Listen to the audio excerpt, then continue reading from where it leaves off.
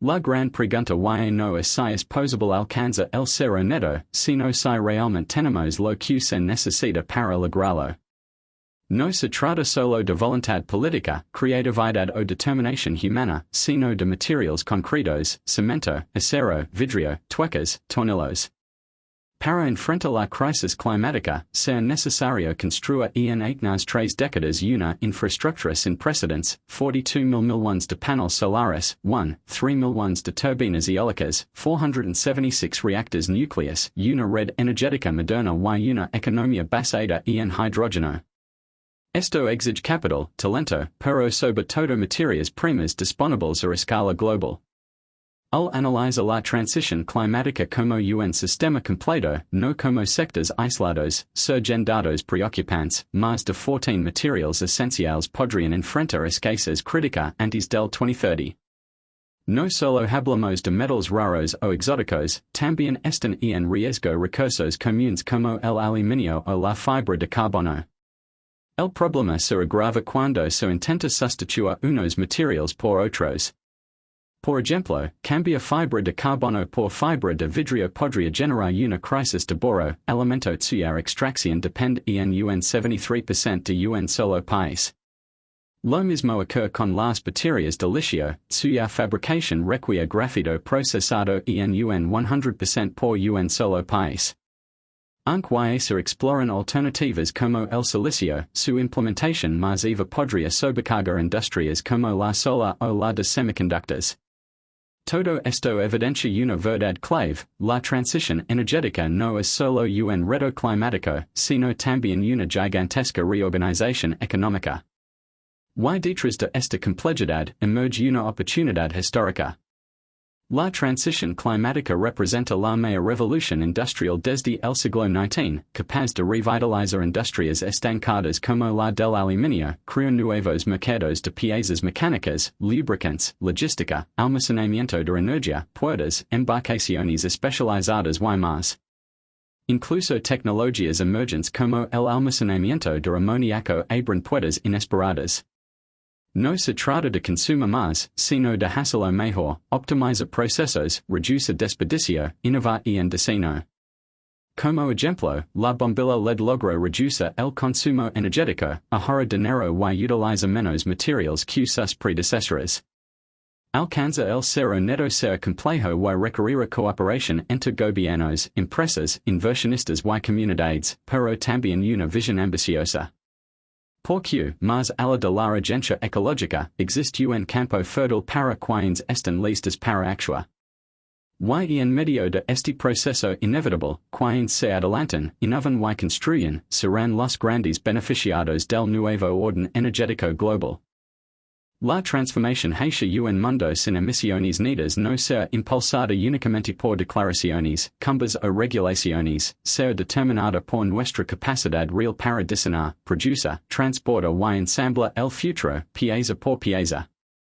Las cadenas de suministro, actualmente diseñadas para un mundo fósil, deberán reestructurarse radicalmente para responder a una demanda sin precedentes de materiales estratégicos.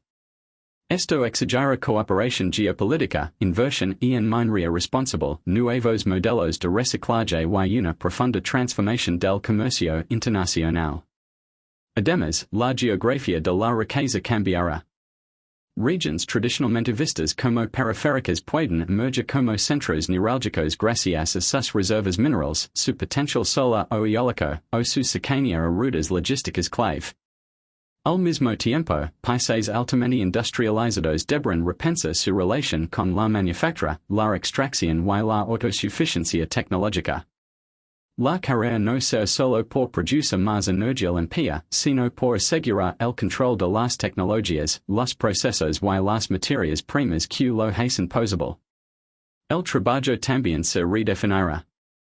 Profesiones que hoy pasan marginales cobrarán un nuevo protagonismo: ingenieros de redes inteligentes, diseñadores de sistemas de reciclaje, expertos en minería urbana, operadores de robots de ensamblage, técnicos de mantenimiento en energía solar flotante, pilotos de drones de inspección en zonas remotas. Se necesitaron 1.000 de personas capacitadas no solo en habilidades técnicas, sino también en pensamiento sistémico, adaptabilidad y colaboración internacional. Y en última instancia, el verdadero desafío no es si podemos alcanzar el cero neto desde el punto de vista tecnológico, sino si podemos hacerlo sin repetir los errores del pasado, explotación, desigualdad, contaminación invisible. La transición que se avecina exige más que innovación, requiere una ética renovada de producción y consumo, un contrato social moderno que garantiza que esta transformación sea justa, inclusiva y sostenible. Porque el riesgo no es solo fracasar en alcanzar el cero neto, sino lograrlo a costa de nuevos desequilibrios. Por eso, lo que está en juego no es simplemente un cambio de fuentes de energía, sino el modelo de civilización que construiremos para los próximos 100 años. La pregunta y no es si lo lograremos, sino cómo y con qué valores lo hacemos. Y, sin embargo, aún enfrentamos una paradoja central, la velocidad con la que debemos actuar no se alinea con la velocidad natural de las cadenas de suministro globales. La minería, por ejemplo, requiere entre 7 y 15 años para desarrollar un nuevo yacimiento, desde la exploración hasta la producción. Las nuevas tecnologías energéticas exigen minerales que aún no se extraen en volúmenes suficientes, y los permisos ambientales, si bien necesarios, pueden ralentizar aún más el proceso. Esto implica que el verdadero cuello de botella no es tecnológico, sino estructural. Aún si hoy tuviéramos el diseño perfecto de una batería sin litio o una turbina sin tierras raras, no podríamos producirlas en masa sin rehacer toda la base industrial global. Y en otras palabras, la revolución energética no será impulsada solo por nuevas ideas, sino por una logística sin precedentes. Y en este escenario, la resiliencia será una ventaja competitiva. Países que logran asegurar alianzas estratégicas para abastecerse de materiales clave, como cobre, níquel, platino o tierras raras, estarán mejor posicionados no solo para alcanzar sus metas climáticas, sino para liderar una nueva economía global. Lo mismo aplica para las empresas, aquellas que pueden rediseñar sus cadenas de valor para ser más locales, flexibles y circulares, tendrán una ventaja frente a los modelos lineales del siglo pasado. Por eso, la innovación más urgente no está solo en los laboratorios, sino también en los puertos, las aduanas, las fundiciones, los sistemas de reciclaje y las zonas francas. La transformación debe ser integral, donde cada engranage, por pequeño que parezca, se alinee con el objetivo mayor, no solo descarbonizar la economía, sino rehacerla desde sus cimientos. Y esta reconfiguración traerá consigo nuevas preguntas. ¿Cómo evitamos que la carrera por materiales genere nuevas desigualdades geopolíticas? ¿Qué mecanismos garantizarán que la transición sea justa y no una simple rubricación del impacto ambiental? ¿Cómo distribuimos equitativamente los beneficios de esta nueva era industrial? Responder a estas preguntas es tan crucial como construir las infraestructuras. Porque si algo ha demostrado la historia, es que las grandes transformaciones no se definen solo por su capacidad técnica, sino por su visión ética. Y en el contexto del cambio climático, esa ética no puede posponerse. Nos encontramos, por tanto, ante un momento bisagra. La historia nos ofrece una oportunidad única, no solo evitar una catástrofe ambiental, sino rediseñar la forma en que producimos, transportamos y consumimos recursos. Lo que está en juego no es solo el futuro del planeta, sino el modelo de civilización que decidimos construir. Pero esta transformación no será equitativa por defecto. Aquellos países que no logran asegurar acceso confiable a materias primas, desarrollar capacidades industriales y formar talento técnico especializado, corren el riesgo de quedar marginados del nuevo mapa económico. La competencia por recursos estratégicos podría intensificarse, generando nuevas tensiones geopolíticas, disputas comerciales o incluso conflictos. Por eso, construir alianzas internacionales y cadenas de suministro resilientes se vuelve tan esencial como innovar en tecnología. Al mismo tiempo, debemos tener presente que el crecimiento industrial descontrolado, aunque esté motivado por la urgencia climática, también puede tener consecuencias adversas si no se gestiona con responsabilidad. La minería desmedida, la presión sobre ecosistemas fragiles o el aumento de la desigualdad social podrían debilitar el propio propósito de la transición. Por eso, el éxito no debe medir solo por toneladas de coavidas o megavatios instalados, sino también por el impacto humano y ambiental en cada eslabón de la cadena. Y en este sentido, se vuelve gente adopta una lógica de descarbonización justa, y en la que las comunidades locales participan y se benefician de los proyectos, se respetan los derechos laborales y se promueve la economía circular. La verdadera sostenibilidad no está solo en la energía limpia, sino también en cómo se extrae, fabrica, transporta, consume y desecha cada componente del nuevo sistema energético. La educación también será una piedra angular. La formación de nuevas generaciones de técnicos, ingenieros, científicos, diseñadores, operadores logísticos y estrategas energéticos es vital. No bastará con reciclar conocimientos del pasado, será necesario construir una nueva cultura tecnológica, con visión sistémica y conciencia ambiental. Y en este contexto, la colaboración entre universidades, centros de innovación y empresas jugará un rol clave para crear soluciones a la medida de los desafíos que vienen. Finalmente, hay una dimensión menos mencionada, pero profundamente transformadora, el cambio cultural. La transición energética no será completa si no viene acompañada de un nuevo contrato social con la energía. Esto implica cuestionar modelos de consumo, prioriza la eficiencia sobre el derroche, y adopta estilos de vida coherentes con los límites del planeta. Así como otras revoluciones redefinieron lo que era posible en su tiempo, esta puede redefinir lo que consideramos deseable. No estamos simplemente cambiando de combustible. Estamos rediseñando nuestra relación con el mundo material, con la economía y entre nosotros. Y aunque el camino cienciado, lo que está en juego no es solo el clima, sino el tipo de civilización que decidimos construir a partir de ahora.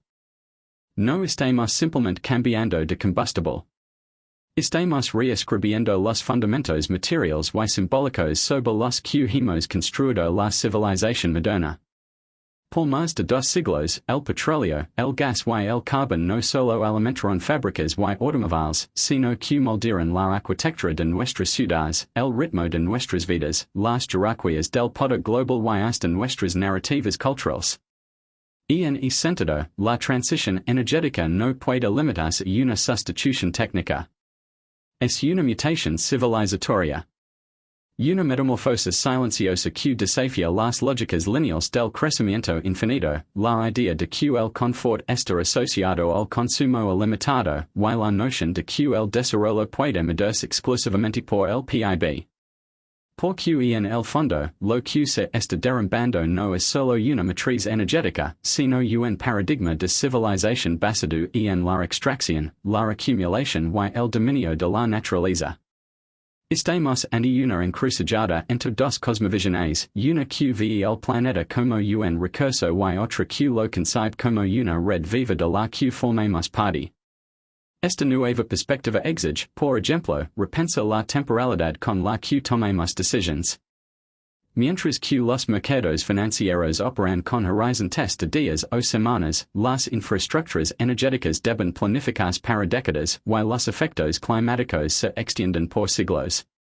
¿Cómo sincronizar estas escalas? ¿Cómo evitar que la urgencia de las ganancias inmediatas eclipse la responsabilidad intergeneracional? Asimismo, debemos replantear la geopolítica desde una mirada más compleja. Si el siglo XX estuvo marcado por guerras y conflictos por el petróleo, el siglo XXI podría estar definido por las tensiones en torno a minerales críticos como el litio, el cobalto, las tierras raras, el níquel o el cobre. Pero aquí el mapa es diferente, muchos de estos recursos están en países del sur global, que históricamente han sido proveedores de materias primas sin recibir los beneficios del desarrollo industrial. Esto abre una oportunidad y un dilema. Podrá elso global participar como protagonista de la transición, agregando valor, desarrollando tecnología y garantizando bienestar para sus poblaciones. O sea nuevamente un territorio desarrollado encubierto bajo el discurso de la sostenibilidad. La respuesta dependerá de las decisiones políticas que tomamos hoy, desde la regulación de inversiones hasta la creación de alianzas horizontales entre países que comparten una visión de equidad energética. Y en este contexto, la ética se vuelve una brújula imprescindible. Porque por más que hablamos de descarbonización o electrificación, ninguna tecnología es neutra. Toda innovación tiene consecuencias. Quien decide que modelo de transición se impone? Quien paga los costos invisibles de la minería? Que comunidades son desplazadas en nombre del progreso limpio? Que voces quedan fuera del destino de este nuevo mundo energético? Más que nunca, necesitamos democratizar el debate. Hace que la transición energética no sea solo una conversación entre expertos, gobiernos y corporaciones, sino una construcción colectiva. Incluir a los pueblos originarios, a los trabajadores, a las mujeres rurales, a los jóvenes, a los barrios urbanos. Porque solo así podremos construir un modelo energético que no reproduzca las mismas injusticias del pasado con una estética verde. Este proceso también nos obliga a revisar profundamente nuestra relación con la tecnología. Durante décadas, el relato dominante ha sido el del solucionismo tecnológico, la idea de que cualquier problema, incluido el cambio climático, puede resolverse con suficiente innovación. Pero la historia reciente nos muestra que la tecnología sin ética puede ser devastadora. No basta con tener más paneles solares o más baterías, necesitamos decisiones guiadas por principios de justicia, equidad y cuidado. Y, por encima de todo, necesitamos imaginar. Porque toda gran transformación comienza con una visión. Una narrativa capaz de movilizar voluntades, encender la esperanza y articular acciones colectivas. No se trata solo de reducir emisiones, se trata de construir una nueva historia sobre lo que significa vivir bien, y en equilibrio con la tierra y entre nosotros. Podemos imaginar ciudades donde la energía no solo se limpia, sino también comunitaria. Podemos concebir economías que prosperan sin devorar los ecosistemas. Podemos diseñar tecnologías inspiradas en los ciclos de la naturaleza y en lugar de imitaciones industriales de la eficiencia bruta. Estas no son preguntas técnicas.